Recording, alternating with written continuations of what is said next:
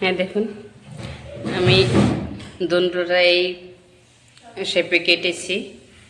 তোমরা চাইলে অন্য শেপেও কেটে নিতে পারো। কেটে দিয়ে পরিষ্কার করে নিয়েছি। এদিকে চিংড়িটাও কেটে দিয়ে পরিষ্কার করে নিয়ে এসেছি। চলুন রান্নাটা শুরু করি।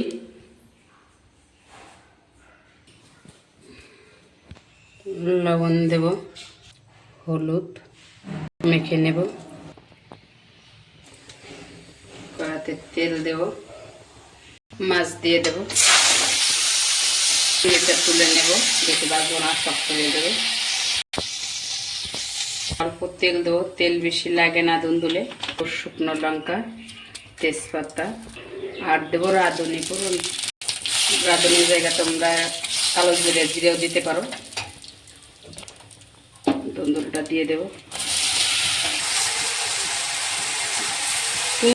দেবো পরিমাণ মতন লবণ, পরিমাণ মতন হলুদ, দেবো অল্প কাঁচা লঙ্কা ছিঁড়া। কাঁচা লঙ্কাটা কিন্তু দুন্দুলে কম যায়।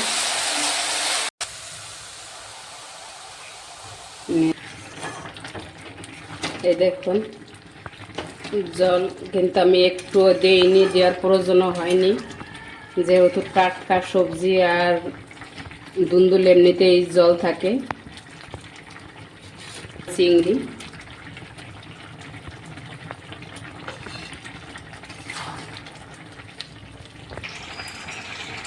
আমি দিয়ে দেবো চালের গুঁড়ি, গুলিয়ে রেখেছিলাম অল্প, যেহেতু দুন্দুলটা একটু জল জল থাকে, একটু ঘন হবে। একবার হলেও এভাবে করে খেয়ে জানিও। আর যদি রেসিপিটি ভালো লেগে থাকে, লাইক কমেন্ট শেয়ার করে পাশে থেকো।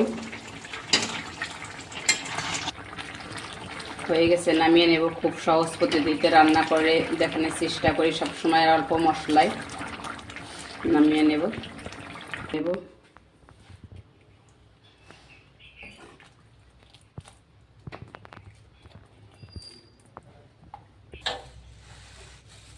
আমার দুন্দুল চিংড়ি রান্নাটা কমপ্লিট।